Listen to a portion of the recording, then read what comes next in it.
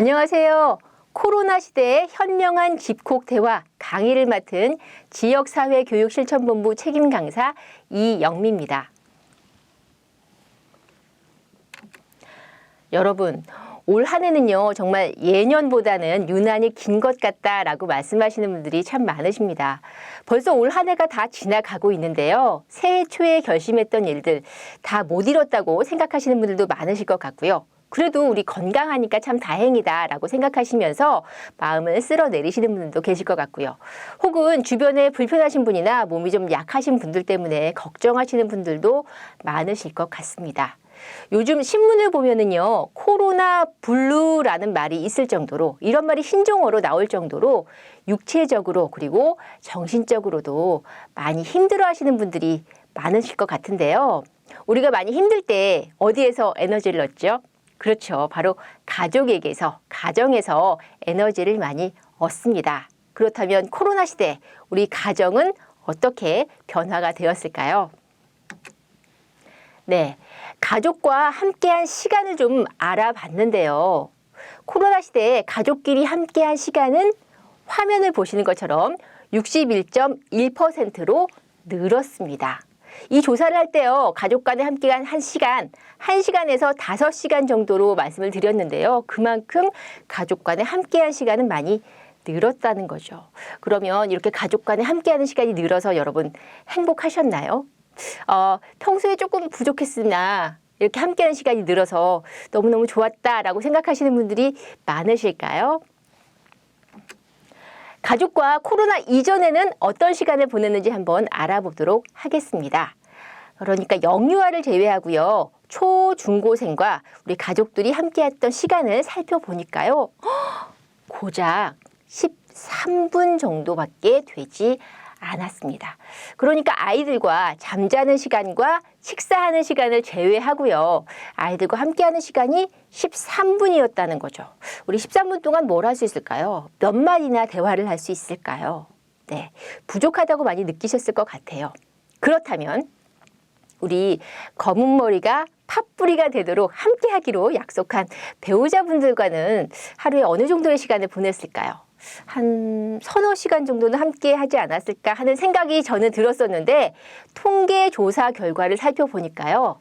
네, 보시는 것처럼 30분에서 60분 정도로 우리가 생각했던 것보다는 굉장히 짧았습니다. 네. 그래서 평소에 얼굴 마주칠 일도 별로 없다. 무슨 얘기할 시간도 없다라고 아쉬워하셨을 분들이 참 많으실 텐데 그러면 코로나로 인해서 가족끼리 함께하는 시간이 늘어서 이제까지 아쉬웠던 것을 좀 보충하셨으면 좋았을 텐데 우리 가족 간에 함께하는 시간이 늘었을 때 그 시간을 어떻게 보냈는지 한번 살펴보면은요. 네, 이렇습니다. 가족 간에 함께하는 시간이 늘었음에도 불구하고 가족 간에 코로나로 인해서 함께하는 시간이 늘었을 때 갈등의 경험은 오히려 37.4%로 늘었다는 거죠.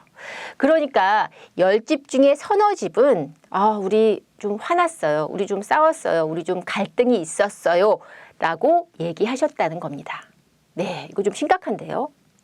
우리가 기존에는요, 시간이 너무 짧아서 시간만 조금 좀 여유가 있다면 행복해질 텐데 라고 생각을 하셨다면은 지금 시간이 늘어났음에도 불구하고 오히려 그 시간을 행복하게 쓴 것이 아니라 오히려 불편해, 갈등이 깊어 라고 이렇게 나타났던 이유는 우리가 기존에 이제까지 시간이 짧았던 만큼 서로에 대해서 잘 몰랐고요. 대화를 할 수 있는 시간도 그만큼 부족했는데 아무런 준비도 없이 갑자기 시간이 늘어나게 되니까 이 시간을 어떻게 써야 할지 몰랐다는 겁니다. 그래서 이 갈등의 양상을 자세히 들여다봤더니요. 육아라던가 가사 노동 분담에 대한 이런 문제로 많이 다투게 되었다고 합니다. 아이가 이제 한 번이라도 집에서 있게 되고 아이가 이제 집에서 숙제도 하고 집에서 밥도 한 번 더 먹고 또 재택근무를 하면서 남편과 아이가 온 집안의 가족들이 다 있으면서 각자의 일을 또 해야 되니까 주부로서는 이런 부분도 또 힘들었고요. 또 아이들 같은 경우도 엄마가 잔소리를 많이 한다라고 생각했을 수도 있습니다. 그렇다면 우리 실제로 가정에서는 어떤 일이 일어났는지 일상 대화를 한번 점검해 보도록 하겠습니다. 자, 우리 실제로 어떻게 갈등 상황이 나타났는지 여러분의 집에서는 어떤 일들이 있었는지 한번 알아볼 텐데요. 상황을 좀 정리해보면 이렇습니다. 새벽까지 아이가 분명히 핸드폰을 하는 것을 봤어요. 한 2, 3시까지 아이가 핸드폰을 들여다보는 것을 봤습니다. 그러면 엄마의 마음은 어떻죠? 아이고, 저 어쩌려고 이러나? 아유, 답답해. 화가 좀 나죠. 그죠? 그런데 그 상황에서 다음 날이 되었는데도 저녁을 먹고 나서 그 이후에도 계속해서 핸드폰을 하고 있다면 엄마로서 한마디 할 수밖에 없습니다. 그래서 이렇게 얘기를 했습니다. 엄마가 야야야 아우 이제 폰 좀 그만 봐. 네, 이렇게 할 만하죠. 그랬더니 아이가 이렇게 대답합니다. 아 엄마 숙제 때문에 그래요. 엄마가 아이고 야 너 숙제를 새벽 2시까지 하니? 새벽 2시까지 숙제해? 아이고 서울대 가시겠어요 아주. 응? 공부 열심히 해서 서울대 가시겠어요? 아이가 억울해서 진짠데? 엄마가 이렇게 대답을 하죠. 오늘도 또 그러면 너 폰 끊어버린다. 네. 여러분의 집에서도 이런 일들 혹시 비슷한 일 있으셨나요? 왜냐하면 아이들이 비대면 수업을 오래 하다 보니까 아무래도 휴대폰이나 혹은 컴퓨터를 들여다보는 시간이 많이 늘었습니다. 엄마들은 어떻죠? 아이가 혹시 눈이라도 상할까 봐 혹은 너무 휴대폰이나 컴퓨터에 몰두하다 보니까 학업 성적이 떨어질까 봐 속상하고 걱정되고 불안합니다. 그런데 엄마가 어떻게 말을 했나요? 폰 좀 그만 봐! 에서부터 시작을 했습니다. 이렇게 엄마가 얘기했을 때 아이의 속마음은 어떨까요? 아이는 일단 엄마가 이렇게 얘기를 하면 네, 그만 보겠습니다. 네, 알겠습니다. 이렇게 하는 아이들은 별로 없어요. 지금 새벽 2시까지 폰을 봤다는 걸로 봐서는 이 아이가 나이가 좀 있죠. 네, 초등학교 9학년에서 중학생 정도라고 생각이 되는데요. 이 정도 나이가 되면 엄마가 이렇게 얘기를 했을 때 네, 알겠습니다 하는 경우는 대부분 없고요. 오히려 반항심 같은 게 생길 수가 있습니다. 자, 우리 엄마들이 이렇게 얘기하는 데는요, 다 이유가 있어요. 엄마들은요, 우리 가족들은요, 뭔가 문제가 있는 행동이 나타나면은 어떻게 하고 싶죠? 아니, 내가 먼저 나서서 이걸 좀 어떻게 해결해 주고 싶다라는 이런 생각이 많이 듭니다. 그렇죠? 그래서 조금 전에 말씀드렸던 것처럼 문제를 해결할 수 있는 방법을 가르쳐 주기 위해서 이런 대화를 사용을 하는 거죠. 네, 일방적으로 해결책을 제시하는 말투를 쓰게 됩니다. 자, 어떤 말투였나요? 폰 그만해! 이거 어떤 말투죠? 네, 명령하는 말투입니다. 일방적으로 너 이거 하지 마! 이렇게 얘기하는 거예요. 혹은 이거 해! 라고 명령하는 말투입니다. 또 어떤 말투가 있었죠? 오늘 계속해서 또 그러면 너 폰 끊어버린다? 이렇게 얘기했습니다. 이건 어떤 말투인가요? 너 이렇게 하면 이렇게 해버린다? 네, 협박이나 경고를 하는 이런 말투입니다. 아, 이런 말투 들으면은요, 저 같아도 사실은 저희 친정엄마가 이렇게 얘기한다고 하면 저 같아도 사실은 조금 좀 기분이 상할 것 같아요. 그런데 한창 반항기에 있을 아이라면은 더 기분이 많이 상하고 반발심이 많이 들겠죠. 또 이렇게 말을 하기도 합니다. 예. 지금 핸드폰 할 때니? 지금 너 그거 할 때 아니야. 이렇게 얘기하거나 숙제를 먼저 하고 그러면 톡을 하는 게 어때? 라고 이렇게 말을 하기도 합니다. 자, 이거는 어떨까요? 이거는 올바른 대화 방법일까요? 네. 어떻게 생각하세요, 어머님은? 그렇죠. 이 정도는 괜찮지 않아요? 아이한테 화를 낸 것도 아니고 아이를 잘 타일러서 얘기를 한 거니까 이 정도는 우리 아이가 받아들일 수 있지 않을까요? 제가 여기까지 말씀을 드리면 대부분의 부모님들이 이렇게 말씀을 하세요. 이 정도는 괜찮은데 이것도 안 된다고요? 라고 질문을 하십니다. 그런데요, 한번 생각을 해보세요. 아이가 아주 어릴 때 영유아기라고 한다면은요, 지금 내가 이걸 하면 되고 하면 안 되고 어떻게 해야 되고 어떻게 하면 안 되고를 알지만 모르지만 네. 나이가 조금 있는 아이들 같은 경우에는요, 내가 지금 뭘 하고 있는지 알고 있어요. 엄마가 무슨 얘기를 하는지 알고 있어요. 그런데 엄마가 여기다가 한 번 더 얘기를 하면 이거는 기름을 붓는 겁니다. 네. 아이의 자존감을 낮게 하는 겁니다. 그렇기 때문에 아이는 스스로 할 수 있는 일을 엄마가 참견한다고 생각을 하기 때문에 전문적인 용어로 이런 말을 뭐라고 하죠? 네, 세 글자로 잔소리라고 생각을 합니다. 엄마의 속마음은 그렇지 않은데 아이는 그냥 잔소리로 듣게 된다는 거죠. 잔소리로 듣게 되면 반응이 어떤가요? 귀를 딱 막아요. 네, 더 이상 듣지 않습니다. 그래서 여러분이 나이가 조금 어린 아이라면 괜찮겠지만 초등학교 중학년 3, 4학년을 넘어간다면 그때부터는요. 아이들에게 이렇게 충고나 제안을 하는 것도 조금 자제를 해 주셔야 됩니다. 이 모두가요. 우리가 일방적으로 해결책을 제시하는 말투이기 때문에 대화를 방해하는 말투라고 생각하시면 되겠습니다. 또 어떤 말투가 있을까요? 네. 일상적인 대화 분석 두 번째입니다. 아이고 그래 너 서울대 가시겠어요? 새벽 2시까지 핸드폰 하고 서울대 가시겠어요? 이렇게 얘기합니다. 진짜 서울대 얘가 갈 것 같아서 이렇게 말씀하신다면 좋겠지만 진짜 서울대를 갈 것 같아서 얘기를 하는 게 아니라 약간 비꼬는 말투죠. 네, 우리 상대방에게 비꼬는 말투 들으면은 기분이 좋다 하시는 분들은 아마 안 계실 거예요. 그리고 또 이렇게 얘기합니다. 숙제를 새벽 2시까지 하니? 네, 이거는 뭐죠? 질문을 했는데 몰라서 얘기하는 게 아니고요. 너 틀림없이 숙제 때문에 그런 거 아니야.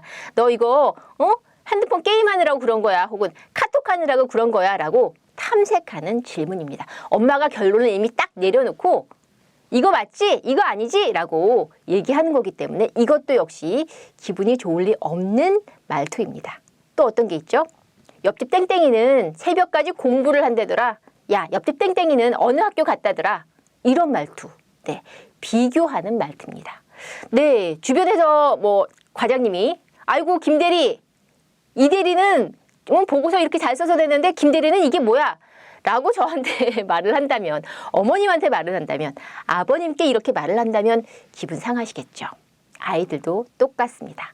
이런 말투도요, 우리 감정을 상하게 하는 말투라고 할 수 있겠죠. 네, 이런 말투는요, 부정적인 자아상을 형성할 수 있기 때문에 아이들에게는 정신적으로 상처를 줄 수 있는 그런 말입니다.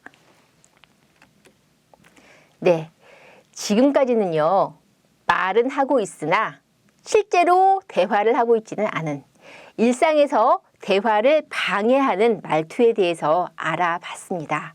우리 코로나로 인해서 가족끼리 함께하는 시간이 많이 늘었다면 이를 계기로 우리 가족 간에 조금 더 친해지고 행복해지면 좋잖아요. 그런데 이 시간을 그냥 이렇게 허비하기에는 너무나 안타깝습니다. 그래서 지금 우리는요, 진정한 대화법을 아는 것이 필요하고요. 그냥 말을 하는 것이 아니라 서로에게 상처를 주는 말을 하는 것이 아니라 대화를 방해하는 말투를 쓰는 것이 아니라 진정으로 대화를 하는 것이 필요합니다. 자, 그러면 진정으로 대화를 하려면 어떻게 해야 할까요? 세상에서 가장 어렵게 먹는 것이 뭔지 아세요? 바로 마음입니다. 오늘은 대화를 하는데도 마음 먹는 것이 중요하다는 것을 말씀드릴 텐데요. 대화에 필요한 마음가짐에 대해서 알아보도록 하겠습니다. 네, 여러분 사과 좋아하세요? 네, 사과 저는 참 좋아하는데요. 저는 솔직히 말해서 사과라고 하면은 초록색이 먼저 떠오릅니다. 그런데 여러분은 어떠세요? 아마 대부분의 분들이 사과라고 하면은 빨간색 사과가 먼저 떠오르실 거예요. 그죠? 그런데 저는 임신했을 때 사실 초록색 사과를 많이 먹어서 빨간 사과보다는 초록 사과를 더 좋아하고 맛있어 하거든요. 저희 친정엄마가 와서 아니 초록 사과는 몸에 안 좋으니까 너 빨간 사과만 먹어 라고 한다면 기분이 어떨까요? 그래도 저는 초록 사과 먹을 것 같아요. 혹은 아이들이 사과 그림을 그리고 있는데 사과 그려봐 했는데 초록색으로 막 색칠을 하고 있습니다. 그러면 어머님이 뭐라 그러실까요? 아니야, 사과는 초록색보다 빨간색이 많으니까 빨간색으로 칠해 라고 얘기하시는 분들도 계실 거고요. 아유, 얘는 이렇게 빨간색으로 칠해야지 라고 엄마가 먼저 빨간색으로 칠해줄 수도 있을 것 같습니다. 이건 어떤 결과에서 이런 게 나올까요? 나는 내가 더 많이 알고 나는 엄마고 나는 나이가 많으니까 내가 너보다 더 중요하게 알고 있어. 그러니까 너는 틀렸고 내가 맞아. 이런 태도입니다. 그죠? 그럼 이런 태도를 가졌을 때 우리 대화를 제대로 할 수 있을까요? 반대로 너의 생각도 옳고 나의 생각도 옳다라고 긍정적으로 대화를 참여한다면 어떨까요? 네, 이러한 대화의 기본적인 마음가짐은 바로 존중입니다. 네, 존중한다는 것에는요, 무조건이라는 단서 조항을 붙인다면 더 이해하기가 쉬우실 것 같아요. 네가 나한테 이렇게 해줬으니까 내가 너를 예뻐할 거야. 네가 공부를 잘하니까 엄마가 너한테 상 줄 거야. 네가 그림을 잘 그리니까 엄마가 너한테 상 줄 거야. 네가 나한테 집안일을 해줬으니까, 남편한테 집안일 해줬으니까 내가 오늘 당신한테 맛있는 저녁 만들어줄게요. 이렇게 한다든가, 어떤 조건을 가지고 이야기를 하는 것이 아니라 조건 없이 나는 무조건 너를 사랑해. 너는 그냥 한 사람으로서 존중받을 만해. 너는 그 있는 자체로도 충분히 아름다워. 너는 있는 자체로도 충분히 사랑받을 만해. 라고 얘기하는 것이 바로 존중의 마음가짐입니다. 여러분, 자녀분들 많이 존중하고 계신가요? 네. 여러분, 배우자 많이 존중하고 계신가요? 네. 너와 나는 동등한 입장이라고 생각하시고요. 서로 존중해 준다면 대화에 있어서도 명령 같은 것은, 그리고 대화에 있어서도 비난은 하지 않을 수 있지 않을까 하는 생각이 듭니다. 자, 그러면 또 어떤 마음가짐이 필요할까요? 네, 대화의 기본 태도, 그 첫 번째로 알아봤던 것은 바로 존중이었고요. 이번에 두 번째로 어떤 것이 또 있을까요? 여러분, 혹시 역지사지라는 말 알고 계세요? 네, 상대의 입장과 나의 입장을 서로 뒤바꿔서 생각하는 것이 바로 역지사지입니다. 비난하는 말이나 명령하는 말, 비꼬는 말, 비교하는 말, 듣고 싶은 사람 아무도 없겠죠. 역지사지로 생각을 한다면은 상대에게 명령이나 비난이나 비교나 이런 대화에 방해되는 말투는 사용하는 것을 스스로 자제할 겁니다. 그런데 우리는 이 역지사지가 참 잘 안 되죠. 그런데요, 우리가 역지사지를 잘하는 관계가 바로 있습니다. 바로 가족 관계가 역지사지를 잘하는 그런 관계죠. 역지사지를 잘한다는 것은요, 상대의 입장을 그대로 내가 느끼는 거죠. 상대의 입장을 내 입장처럼 느끼는 것, 상대의 입장과 나의 입장을 서로 뒤바꿔 보는 것. 네, 어떤 마음 태도일까요? 바로 공감입니다. 보통 공감의 대화법이라고 하면은요, 그렇구나, 그렇구나 라는 대화법으로 많이 알고 계세요. 상대가 어떤 얘기를 했을 때 그렇구나, 그럴 수도 있겠구나, 아 너는 그렇게 했구나, 너의 마음은 그랬겠구나 라고 상대의 마음을 추측해서 생각해내는 거죠. 네, 우리 일반적으로 타인과는 공감을 하기가 어렵지만, 역지사지로 생각하기가 어렵지만 가족들 간에는 역지사지가 비교적 쉽습니다. 그 이유는요, 우리 가족을 너무나 사랑하고 내 일처럼 생각하기 때문이에요. 예를 한번 들어볼까요? 네, 아이가 밖에서 친구랑 싸우고 왔어요. 그럼 뭐라 그러시겠어요? 아, 나 걔 정말 싫어. 나 걔랑 정말 걔 너무 못됐어. 이렇게 얘기하면 엄마가 뭐라 그러세요? 네, 네, 너 걔랑 놀지 마. 이런 말이 나올 수가 있어요. 그죠? 너무 속상하니까. 아니, 감히 우리 귀한 아들을, 우리 귀한 딸을 그렇게 못되게 대했단 말이야? 라고 생각이 들면 걔랑 다시는 놀지 마. 그렇게 나쁜 애가 있니? 라고 얘기하실 수가 있습니다. 네, 이게 공감일까요? 대부분은 이게 공감이라고 생각하시는 분들은 많으세요. 그런데 이거는요, 공감이라기보다는 감정 몰입에 가깝습니다. 네, 감정 몰입을 하게 되면은요, 우리가 이성적으로 생각을 하지 못하고요, 그냥 감성적으로 앞서 나가게 되죠. 그러면 아이에게도 도움이 되지 않습니다. 예를 한 가지 더 들까요? 물에 빠졌어요. 우리 가족이 물에 빠졌습니다. 그럼 어떻게 할까요? 우리 사랑하는 아이가 물에 빠졌다고 하면 내 수영 실력과는 상관없이 일단 물에 뛰어듭니다. 그렇죠? 그럴 수밖에 없어요. 엄마라는 존재는. 그런데 내가 정말 수영을 못하는 사람인데 물에 뛰어들었다고 하면 이건 정말 낭패죠. 내 목숨도 아이 목숨도 둘 다 위태로워질 수 있습니다. 이럴 때 이성적으로 생각할 수 있는 것, 나의 이성을 가지고 있으면서 상대의 느낌을 그대로 가지고 있는 것, 이것이 바로 공감입니다. 네.